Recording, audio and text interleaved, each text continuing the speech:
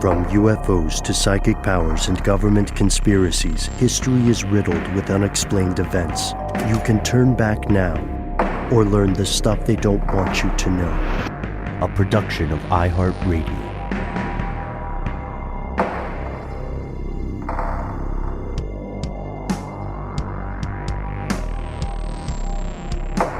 Hello, welcome back to the show. My name is Matt. Noel is on an adventure, and that guy is doing something interesting. They call me Ben. We're joined, as always, with our super producer, Paul, Mission Control Decant. Most importantly, you are here, and that makes this the stuff they don't want you to know. Matt, yeah, you caught me. Sorry. You know how Zoom calls are. We're recording remotely today, and one of the funniest things for any of our fellow conspiracy realists who have been, meeting on video platforms, I strongly suspect that the majority of people on those calls are kind of staring at their own thumbnail of their face and like self-adjusting. But I want everyone to know, my ride or die Matt Frederick here is that this guy pays attention. To be fair, I was looking at myself and I caught you out of the corner of my eye. But okay, sure. All right. Well, okay, I believe it. But yeah, this is a pretty wild day for us. Wild week, really, here in Atlanta, and with all the stuff that's happening, of course, our mutual favorite time of day is when we can get together and record this show. And this is one of our favorite segments because listener mail is where you can speak directly to your fellow listeners. And we've got some strange stuff here today, Matt, and I'm really trying not to derail us with banter. I mean, we're going to Turkey. We're learning some very strange stuff about a university that will be familiar to a lot of people. But also, what I was thinking of recently, man, for the first time in a while? Do you remember The Grinch? You're a mean one. That one? Mr. Grinch. Yeah. That song is amazing. It is. I was thinking about how well written and beautiful and brutal and weirdly specific the insults are. And I was like, man, if a stranger, just because strangers talk to each other all the time in Atlanta, we usually are going to ask for money or say some kind of wholesome compliment. But I was just thinking, I was walking into the office today and I was like, if a stranger came up to me and was like, hey, you've got garlic in your soul, it would wreck me, right? Like, what does that mean? I wouldn't touch you with a 39 and a half foot pole. Right. If someone just said that to you, I don't know. I mean, really into weirdly specific insults. And that's someone saying that to you is the kind of thing that would make you finally go to therapy. Yeah, for sure. For sure. Man, I want to talk to you, but you just got garlic in your soul. Right. And then what happened? Well, doctor, she left. And that was that. And now I'm just here trying to add more things to my soul to, really even out, thin that garlic out. A little oregano. Yeah, you tell me. Some rosemary, that goes well. This is going to be the worst segue of this year. Now, let's see if we can do it. So that's what listener mail is. We're taking these different ingredients from around the world and stories from around the world, and we're putting Matt, help me out here. We're incorporating it with the garlic in our soul, and it becomes something way more pleasant. Yeah, there it is. And this is a vampire-friendly show, so don't worry. We'll keep the garlic in your soul, not in your ears or your bloodstream. But we have a specific message written to any and all vampiric creatures that it says, "Come on in. You don't need our permission. Come right on in." Mm-hmm. And in all the years that we've been doing this version of this show, we have never had anything but great results with that. I know. It's surprising. You'd think there would be more bites. I mean, just on principle. Sure. But honestly, it's really more about philosophical discussion with a lot of vampires, I've noticed. Mm-hmm. Yeah. It feels like they have a lot of time to think. You know what I mean? Maybe more than we do. Are they always plugged into the zeitgeist? Nah. Fashion sense may be a little anachronistic, but they're good people. Oh, I know. Especially vampires from New Zealand. I find them to have the best sense of humor. Yes, agreed. And the critics agree as well. So that's what we're doing in a vampire-friendly way. We're combining these weird ingredients that you have offered, not just us, but more importantly to your fellow listeners. And Matt, at this point, I'm wondering. Well, we have one story that's more an historical mystery, and then we have one story that has clear and present consequences in the modern world. Maybe we start with the historical aspect and then go to the modern mystery. What do you think? I like it. Linear time. Let's do it. Linear time. I've heard of it. I think it's overrated, but it's perfect for this show. And oh man. I wonder if we're going to get emails about that weird beginning. Again, it's just been a weird week. Listen, off mic, everybody. Ben showed up today and said, Matt, I've got the banter. And I said, oh, I'm excited for it. Let's do it. And he did not let anyone down. It's been on my mind. I don't know why. I was reading and parsing the lyrics. I learned about the people who wrote the lyrics. It's a whole thing. But also, you're too kind, Matt, because I did say, if you'll recall, useless banter. Hey, I wasn't going to put that on front. Well, I think it was great. Well, there's a reason why we are close friends, and it is that you enable me in both my crippling ether addiction and my useless banter. We're keeping the ether thing. Yeah, call back, man. We're keeping the ether callback. So here is our first correspondence from today. It is from Paul, not Paul Mission Control, another Paul. And here's what you said, Paul. You said, hi, my name is Paul. Redacted. That's just us redacting it. And yes, you can use my name on your podcast should you choose to do so. Now on to it. I like your spirit, Paul. I am a fan of alternative histories that are ignored because they defy paradigms, even though solid evidence exists. I have several, but I will start with one so I don't waste both of our times if this type of thing does not fall into your parameters. Gobekli Tepe is an archaeological site in modern-day Turkey. It pushes man's civilizations back thousands of years earlier than currently believed. It is a megalithic site that has only been excavated about 5%. It appears that this vast complex was intentionally filled in and buried after it was done being used and is enigmatic to the extreme. I hope you at least look into it. I love your podcast, though I am a new listener and new to podcasts in general. And we'll stop there. Paul, you ended it with stay curious. And that is a great way to end a letter. Now this, Matt, I think this speaks to both of us, huh? It's really, you're talking our language there, Paul. I would say I learned the vast majority of my understanding about what I heard. I don't know why. When it was said, Gobekli Tepe. I don't know why. That's what I heard when I listened to Daniken pronounce it on Ancient Aliens. I think that was the first time I ever heard it. But you're right. It's Gobekli Tepe. Yeah, I am also not a native speaker of Turkish. Got it. I've heard it pronounced Tepish, almost like with that soft at the end. Got it. That may be just the accents or the regional dialects of the people I was listening to. Like I said, for me, it was all Daniken. So it was in his interesting accent there. And I think he always, however he said it, etched itself into my mind. And now I can only hear him say it. But yeah, this place is fascinating. And it does seem to have some unbelievable stuff going on when it comes to fitting it within, the historical timeline of when it was created, what it was used for, who created it, and everything like that. But let's jump into it, Ben. What have you found?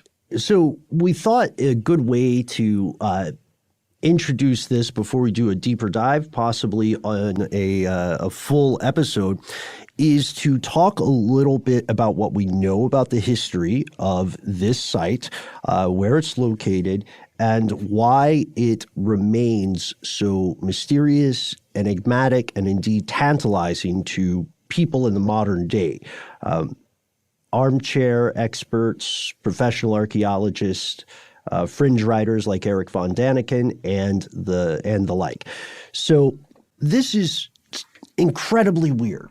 There are people listening to the show today who were alive before the modern discovery of Gobekli Tepe.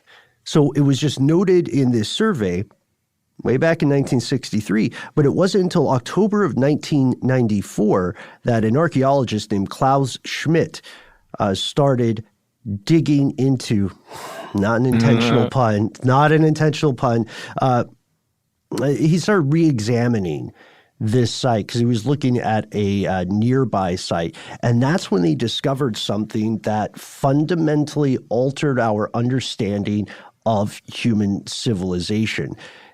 This thing is old. The oldest layer dates back to about 9,000 BCE. It is not just anomalous for its age. So human beings of this time are supposed to be doing certain things due to current understanding.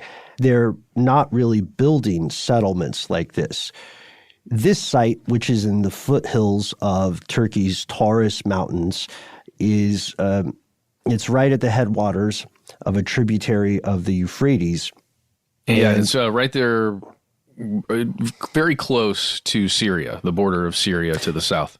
Yes, yeah, exactly. And it's an artificial mound, which is also known as a tell, which is on a flat plateau built of limestone. It does appear to be a religious site. It contains multiple indications of the construction of megaliths. It also predates Stonehenge by something like 6,000 years.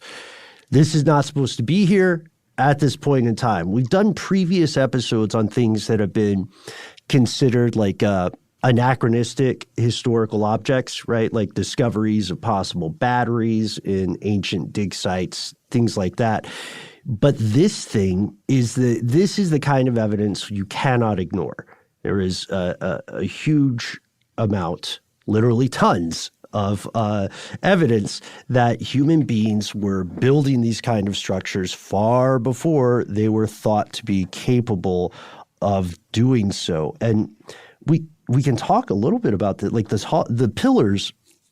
The pillars, even though they predate Stonehenge by quite a bit, they still got some Stonehenge vibes because they weigh between 7 and 10 tons. Yeah, they do. These are huge stones, 16 feet high. They're and the etchings that are on them are really remarkable.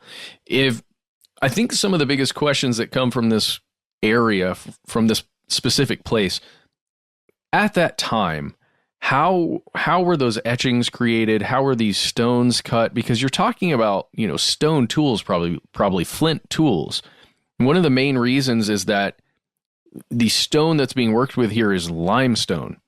And it is a little easier comparatively to some other stones and rocks that, have been chiseled away at as we enter in the Iron Age and, get closer down our linear timeline here.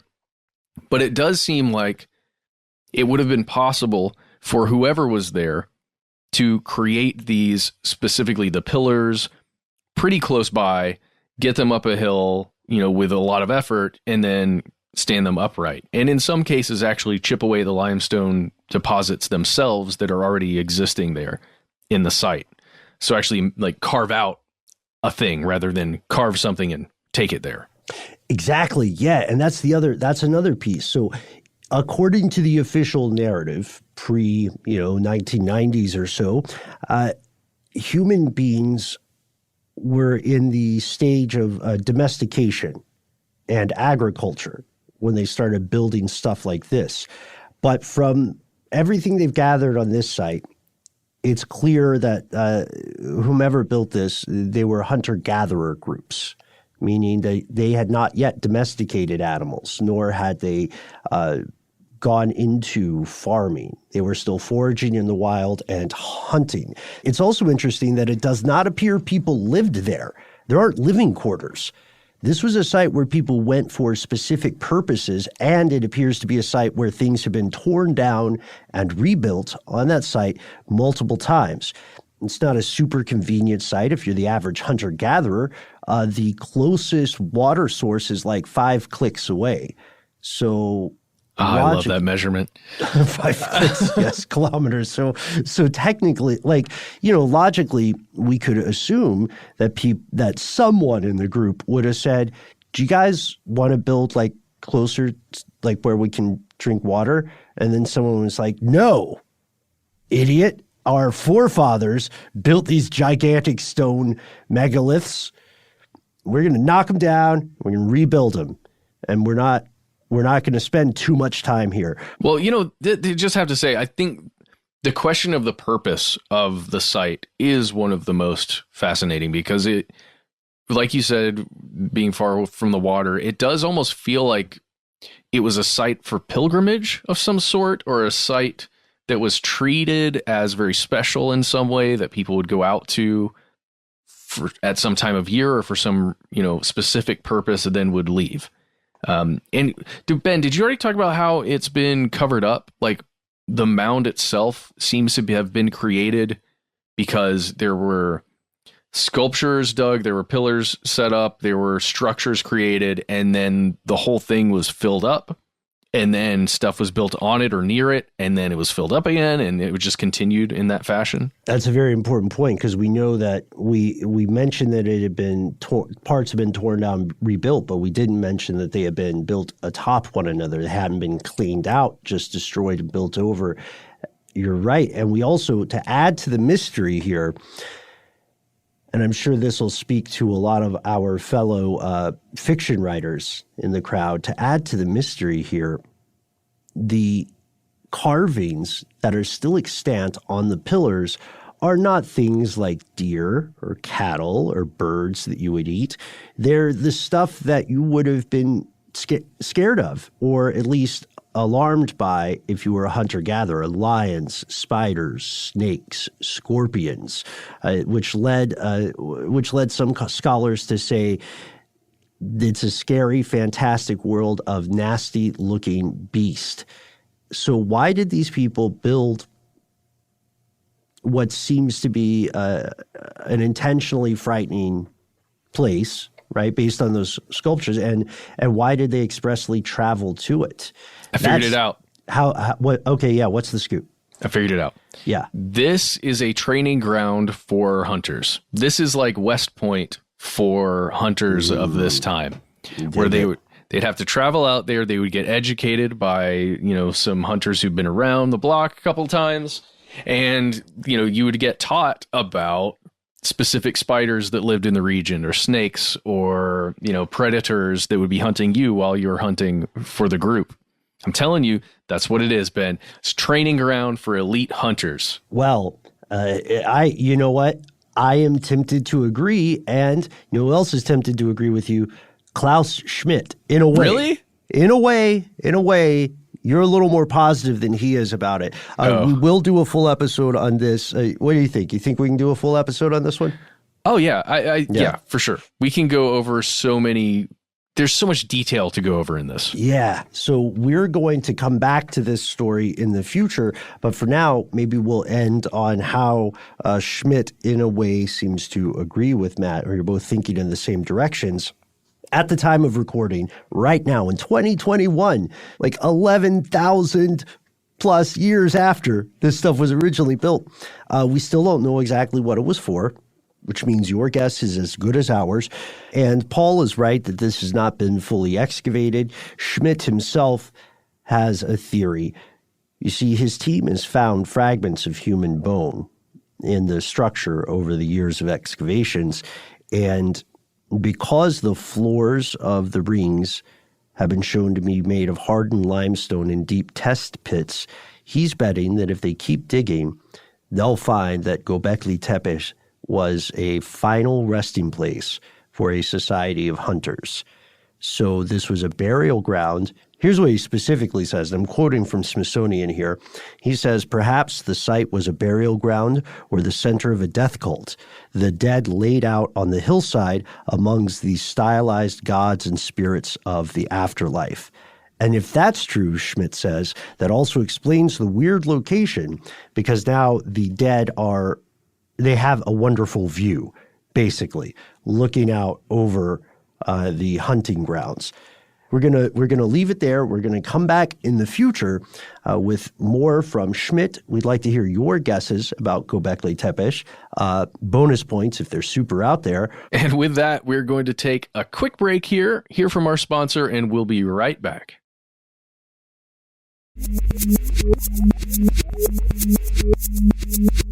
And we're back.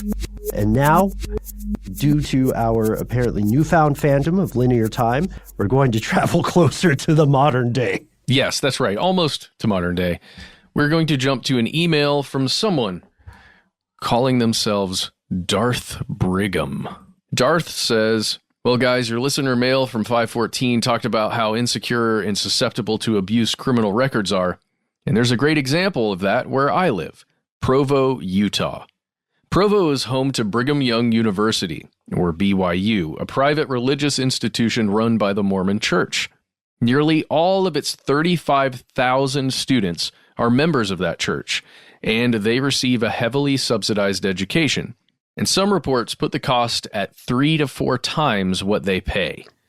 Yeah, just for a snapshot reference here, for the year 2020 to 2021, undergraduate tuition and fees were $5,970, which is per semester?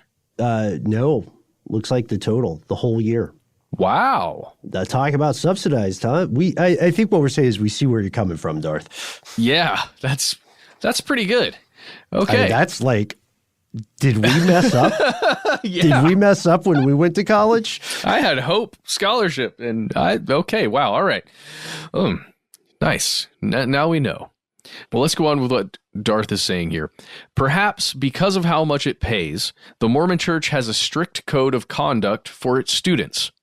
No drugs, drinking, smoking, coffee, sex, things close to sex, things a little bit farther from sex, homosexual actions of any kind, revealing clothes, porn, and other things. You cannot even go to the house of a member of the opposite sex after midnight, and men must be clean-shaven. Now, this code of conduct is what we're really going to be talking about today, so just put a pin in all of that. What Darth is saying here is very accurate. Let's continue.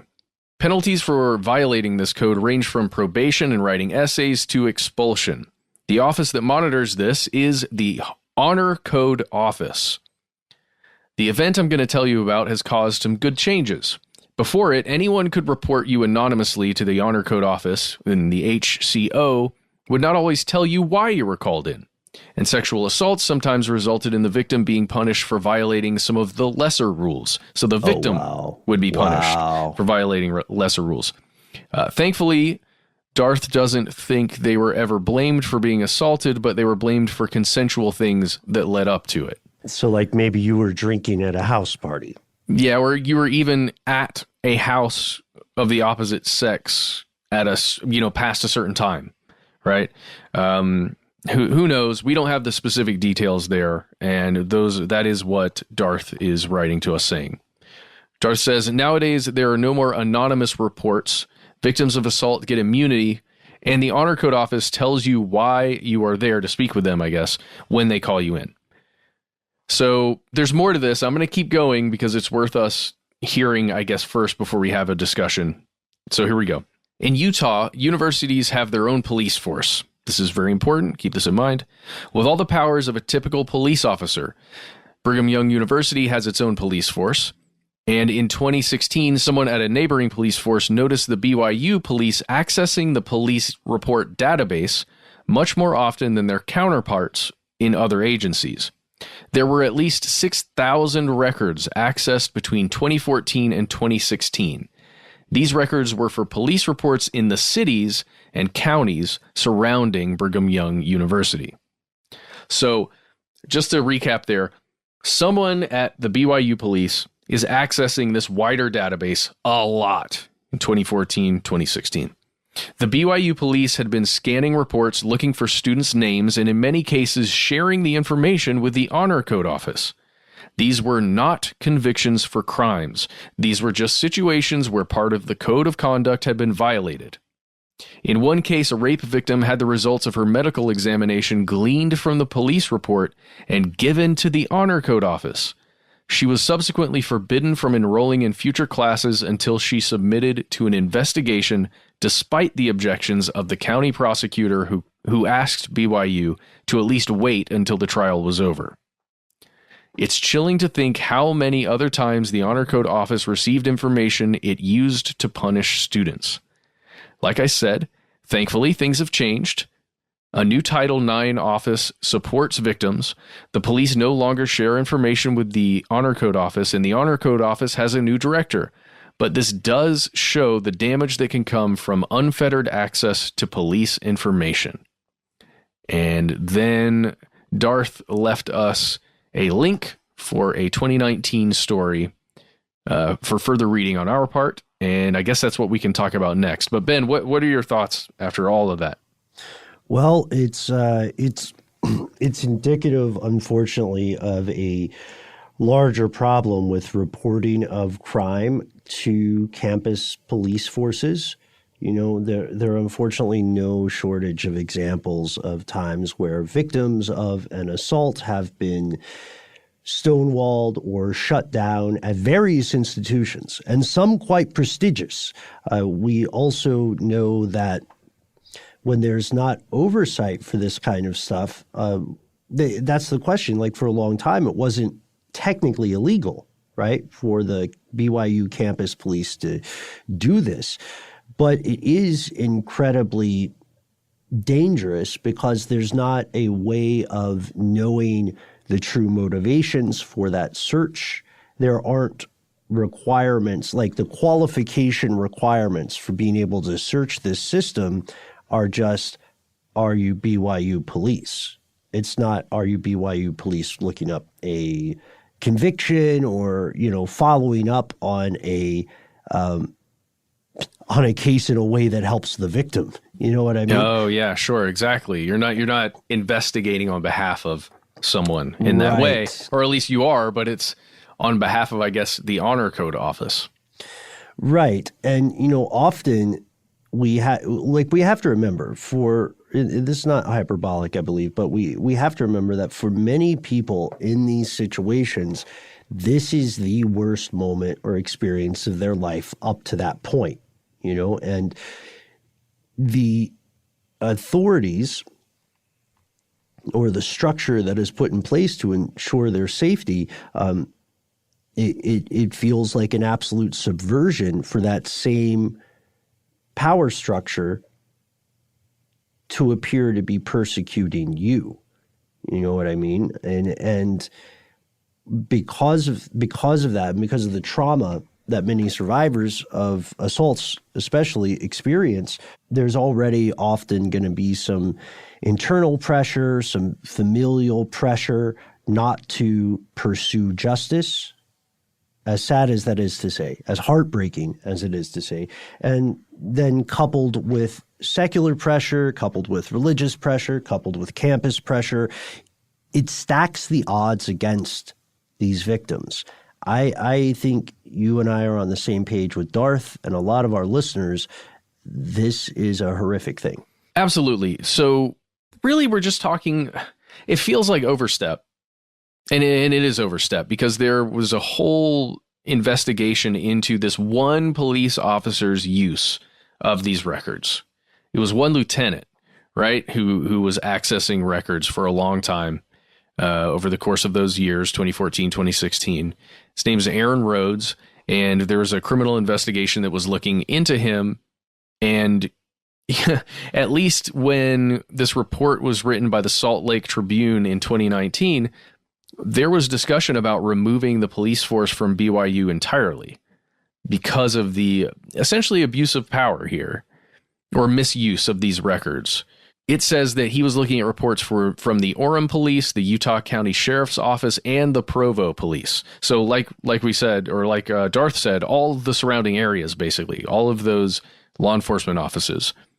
He took information from the report and shared them with the Dean of Students Office, the Title IX office, and the Honor Code office. So he was literally taking that information and just funneling it through the entire university system. And because that honor code exists, because there are direct consequences related to that honor code, not only would somebody who's, maybe did do something wrong and had a police report written about them, or at least violated some, statute in one of these places, they are now not only going to get punished by that law enforcement agency, they're going to get punished by their school, which does feel very weird.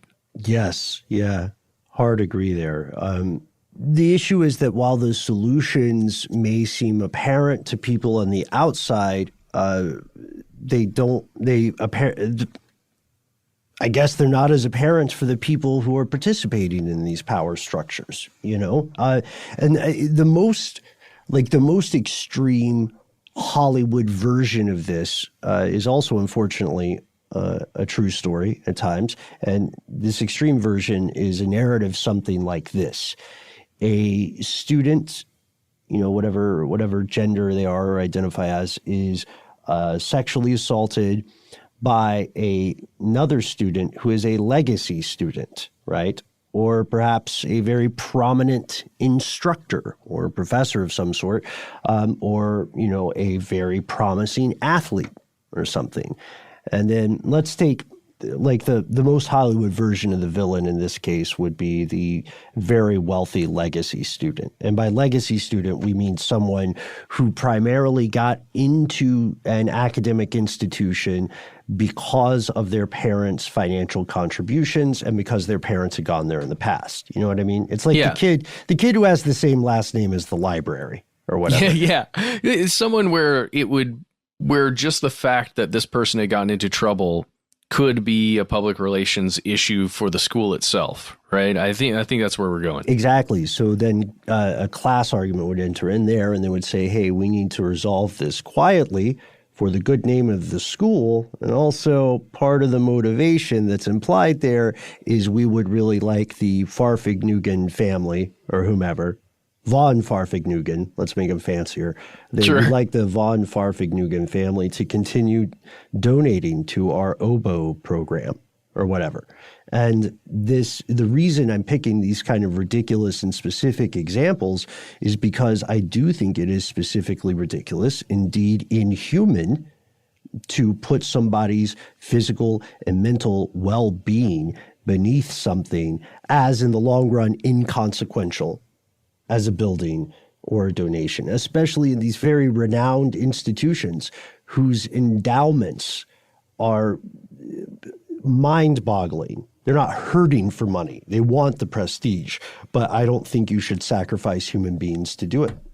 I want to pivot here just quickly to hear a quote from this article from S. Daniel Carter, who's the president of Safety Advisors for Educational Campuses, LLC.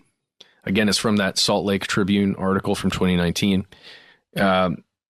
S. Daniel Carter says, it is common for institutions to use their campus police to also serve as security and enforce institutional policies.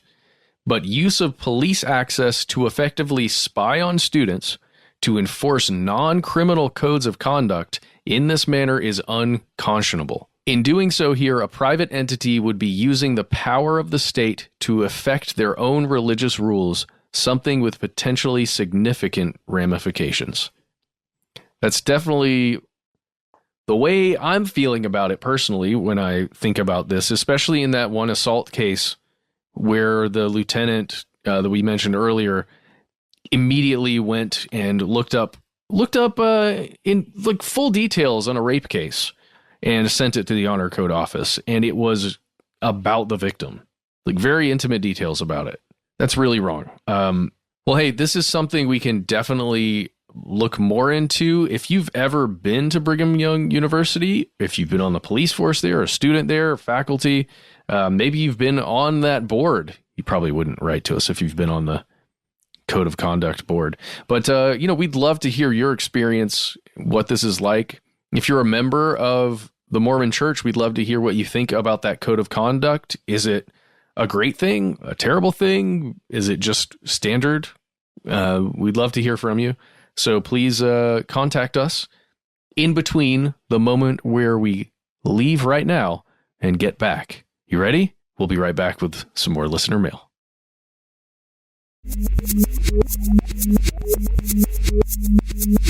And we've returned. As I've noted off air, it is, in a way, always Halloween in America, which means that it is never too soon to celebrate. It's because we all wear masks, man, all the time. Oh, before the pandemic, I wrote a poem about this. I feel so embarrassed saying this. I'm not ready to share it, but maybe one day. I'm talking metaphysical, man. Like, who are you right now? Even right? Mask off. Yeah. Yes. Well, terrible poetry aside, and you can always message me if you want to subject yourself to reading some of it. One thing that I think, Matt, you and I have both really been enjoying were the various stories we've been receiving from our fellow listeners about haunted objects. And so what we thought we would do today is share a story that really captured us, that we both super enjoyed, and we thought you would like to hear it too. So we're going to read this as a letter, pretty much in full, and Matt and I are going to trade off at certain times. So here we go. This is from Tabitha H. Tabitha says, "Hi guys, gals, and any non-binary pals who may be interested." Sorry, guys, gals, and non-binary pals. Love the rhyming scheme already. It rhymes. Yes, this is a very talented writer. We should be honest about that from the get-go. Tabitha, you say, "So, I heard you give another call for writing in about haunted objects while catching up on my pod list today, and I decided I might as well tell you about my experience. Not necessarily haunted, ? I'm not sure what to classify it as, but it's definitely something I have yet to find an explanation for. So, interesting nonetheless." As the pandemic was really starting to ramp up last year, I bought a few different handmade cotton masks just to have a few on hand. One of them was a print of lady scientists doing science-y things, and I love science, and especially science ladies, so it was my favorite one. One day I went to look for it, and it wasn't there. I had a dedicated basket by the door for our few different masks. I like variety, so I knew where it ought to be, but it wasn't. It hadn't fallen to the floor. Checked my purse, emptied it completely. Nothing. Maybe I left it in a jeans pocket. Nope. Dropped it in the car. Nowhere. I looked for 2 weeks, as did my partner, before giving up, deciding it must just have gone. It had fallen out into a parking space or something, who knew? I ordered a new one because I loved the print, so I still wanted it. It came. I wore it. Everything proceeded as normal, though I was still kind of bummed, I have to admit. About a month or so after getting the new one, I was visiting my mom to drop something off for her, so I took my new lady scientist mask and put it in my purse to wear for that. Dropped off the thing, headed back toward home, decided to get a coffee, put the lady scientist mask back on, went in to get my coffee, and came back out. I went to take off my mask and put it in my purse, like I literally always do, which is why I didn't know how I could have lost the first one. Except, it's already in my purse, right on top of everything. Not hidden in the depths or whatever, but extremely visible. I'm like, wait, did I wear a different mask to go in and get coffee? So I look at the one in my hand. It's the same mask. There are 2. One just removed, my new one, and one sitting on top of everything in my purse, the old one. They did have a slightly different fit, so I could distinguish them, but it doesn't really matter. Just the fact that there were suddenly 2. The first one literally appeared out of absolutely nowhere. I had in fact worn the second one in to get coffee and to my mom's. I had gotten in and out of my purse several times over the course of the trip to get my keys, my phone, mask in, out, etc. I had carried my purse in to get coffee with me. I put my phone in my purse before I got out of the car, so I certainly would have seen the first mask sitting in the way had it been there when I did that. Obviously, it was not. And then it was. I'm a huge skeptic. Even if you guys sounded like you might be getting into a theory, I scoff and I explain it away, especially when it comes to haunted objects or incidents exactly like this. I'm of the mind that there is always a rational explanation if you look at something hard enough, but I have yet to find one for this. Several months later, even my partner, a bigger skeptic than me, can't find one. I have no idea what happened, and it doesn't particularly seem haunted. There was nothing nefarious about it, and I was pleased to have my mask back. And yes, I did wash it immediately. So I don't know if I caught the eye of a benevolent deity or if the Fae somehow trapped me with it or what, but I honestly have zero rational explanation for this even now. Anyway, after hearing about this blue ball thing, it seemed like it was time to share. I hope you guys enjoyed. I doubt this is interesting enough to talk about on air, but if you do, please just use my first name. Thanks. Love the show. Tabitha. So, first off, thank you for letting us indulge ourselves in some dramatic readings. Matt, I think we both have a lot of fun with that. I think it's more interesting when we have it back and forth than just listening to one person. You know what I mean? I think so, too.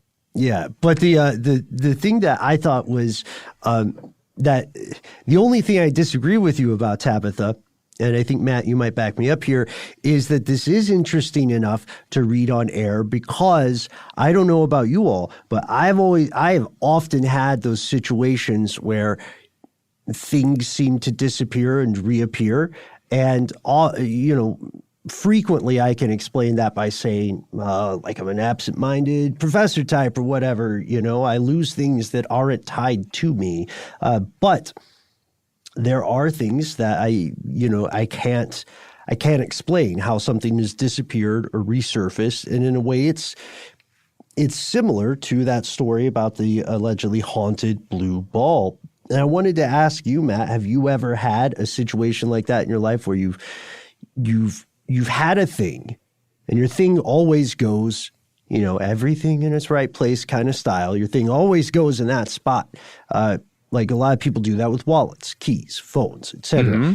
Only to find that object disappear and then to maybe have it resurface. I don't know. How would you explain it? Maybe it's a little different for you because you have a kid, right, who might, take something and play with it and then put it back later, something like that. Oh, put it back later. Yeah, right. He sneaks in here while I'm recording. Sometimes you can't see everything that's going on this shelf. And for a while, I had some dice down there and I had some other magic cards. There's most of them up there. But he would sneak in here sometimes. I'm not even noticing. And he'll take something, but he won't put it back. No. He stores it away like some dragon in his hoard that he's got. and I won't find it for months. But no, that's not what we're talking about. I have had a series of gas station sunglasses. I don't know if anybody's ever purchased sunglasses at a random gas station, but this guy does it all the time because I will have one that I love. I'm like, man, I love the style of these gas station sunglasses. And I'll wear them all the time. Every time I drive, when I'm at the house, if I'm mowing the lawn, I'm the cool gas station shades guy.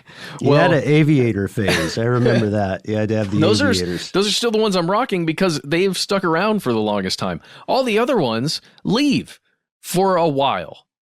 And I would say 40 to 50% of them come back somehow. And I'll just rediscover them. Also, my son could be at fault here because he loves sunglasses. Sometimes I catch him wearing mine. I think we may have solved at least this example of this mystery. I think one thing this leads us to, like one of the big psychological aspects is we are all unreliable narrators of our own lives and our own past, so the human mind is fallible. But I was talking to people about stories like this before we were recording today, and I was startled to find that almost everybody had maybe not a story where they thought was a haunted object or some kind of weird teleportation or something like that. They seemed more inclined to, even the most skeptical, just say, my keys were there. They weren't. Now they're back.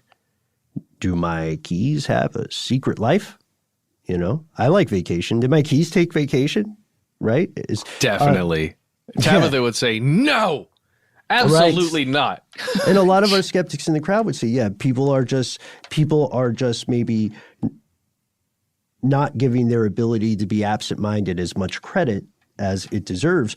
But with that in mind, I would love to hear other people's stories of objects that have inexplicably disappeared and reappeared, especially, and this is something, it doesn't happen all the time, but there have been people that I've heard from who are correlating this with some important event in their life, like a relative dies, then they hear about this the day they find this significant object that they had treasured, things like that. And how much of that is the human mind creating patterns where they do not necessarily exist? Or is there something more to the story? Last note, apologies to everybody. It's Gobekli Tepe. Nope, it's Gobekli Tepe. I'm just joking. Gilbert Gottfried. That's how it's pronounced. He is named after that site, and we will confirm it with him. I can't get von Daniken out of my head. You'll just have to watch a clip online if you don't know what I'm talking about. Von Daniken always says, Gobekli Tepe. Oh. And there's an interesting study about how people in the Anglosphere tend to assume someone is more authoritative if they have specific, not all, but specific types of European accents and British accents especially. So if you're ever watching one of those shows and you're wondering, why did they pick somebody with this accent to do this? Then just pay extra special attention to what they're actually saying. Don't let the accent fool you. Don't let Daniel Radcliffe get one over on you just because he's got that awesome accent. Yeah. Or Michael Caine. I mean, that guy would kill it selling timeshares. Oh, yeah, man. Idris Elba. That's another one. And what better way to end the show? Please let us know what you think about Gobekli Tepe, a.k.a. pronounced Gilbert Gottfried. Please let us know. Please let us know if you have had experiences with the problems we're talking about campus prosecutions and sometimes how those forces may be used to cover up crimes. And please let us know your stories of objects that appear to go missing and reappear of their own volition. You think there's anything to it? You think people are just forgetting what they've done? How do you explain it? We want to know, and we endeavor to be very easy to find online. That's right. You can find us on Twitter and Facebook at Conspiracy Stuff. On Instagram, we are at Conspiracy Stuff Show. Pretty simple. You can find us on YouTube at Conspiracy Stuff, or you can search stuff they don't want you to know, depending on where you are in the world and what you search for. So because it was the dynamic duo today, we had planned on see if we could make a shorter episode. And make 2 episodes, so we'd have more episodes for you. And Paul, Mission Control Decant, being far nicer than he has any right to be, said, well, guys, in the past you've tried. You would make something short. And so I just had to send a message to Mission Control and say, damn it, you were right. Look, man, you get us to talking, and if we haven't seen each other in like 24 hours, then sorry, this is going to happen. Sorry, Paul. Mission Control Decant. Controller of all things on this show. So we did our best, but we have really enjoyed these stories of haunted objects and paranormal encounters. If you would like to hear more of them from your fellow listeners, please let us know that as well. And of course, if you hate social media, if you think that's the real ghost that will haunt us for generations to come, a viewpoint that I happen to agree with, then no worries. You can always call us directly because, Matt, we have a phone number. That's right. Call us 1-833-STDWYTK. You'll hear Ben, and then you can leave a 3-minute message. That is the maximum. We ask that you please don't call multiple times.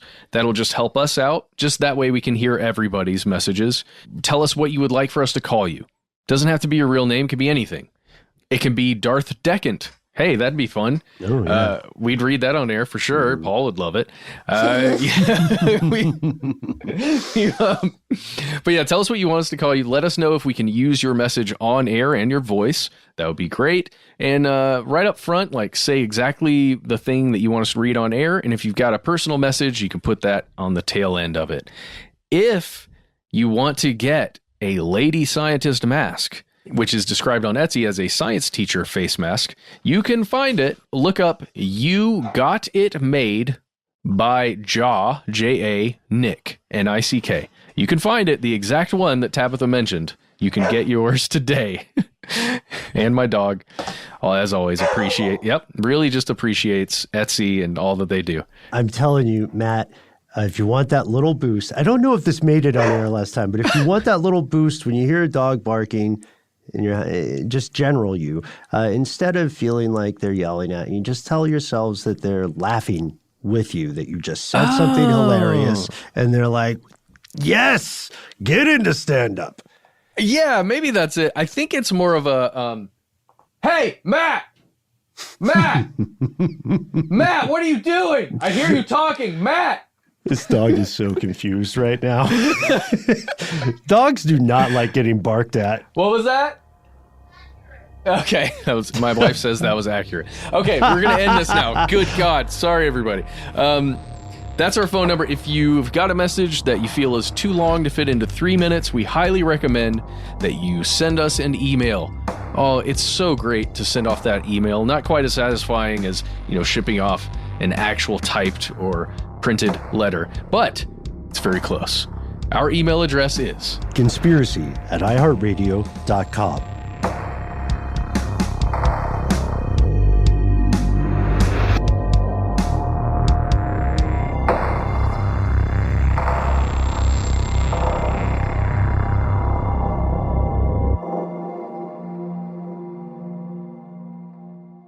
Stuff They Don't Want You to Know is a production of iHeartRadio. For more podcasts from iHeartRadio, visit the iHeartRadio app, Apple Podcasts, or wherever you listen to your favorite shows.